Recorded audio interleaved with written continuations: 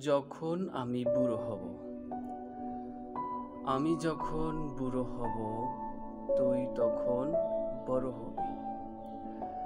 শাসন করার ছল করে আমায় কত জ্ঞান দিবি।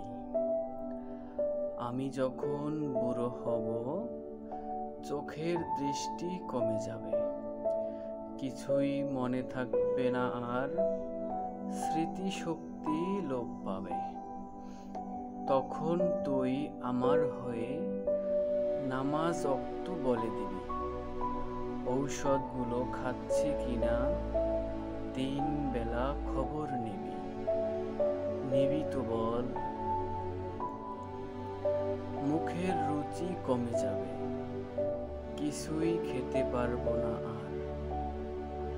নিয়ম করে খবর রাখিস, নিয়মিত করছি কিনা আহার। যখন থেকে তোকে পেয়েছি, তখন থেকেই মা ডেকেছি।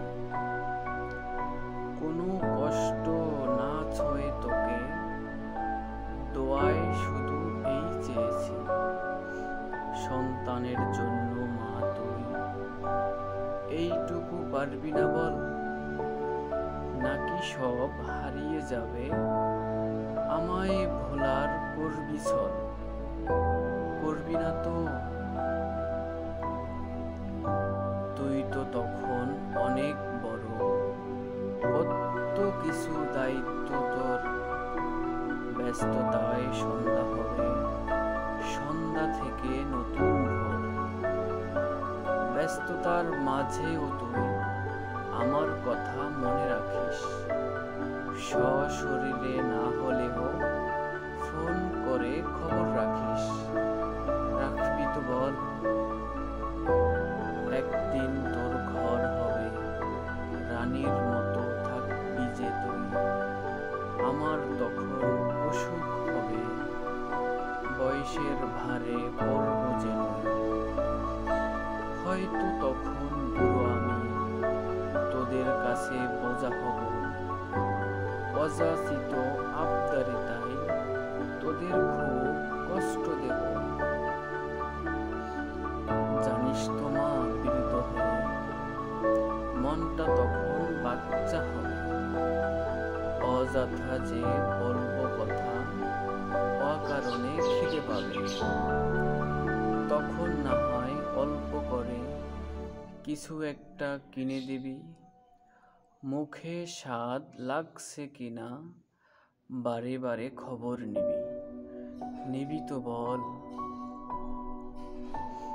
হাসপাতালের বিছানাতে আমি যখন গুনব প্রহর, মৃত্যু তখন একটু দূরে, তখন আমার রাখিস খবর। এই তো কদিন আগে যখন ব্যথা পেয়ে হাতে হলুদ দিছিলি, আমার চোখে ঘুম ছিল না, কি যে কষ্ট দিয়েছিলি। আমার জন্য এবার না হয় তুইও কয়েক রাত জাগিস। জানি খুব রাগ হবে তোর, আমার জন্য নাইবা রাগিস। জাগবি তো বল?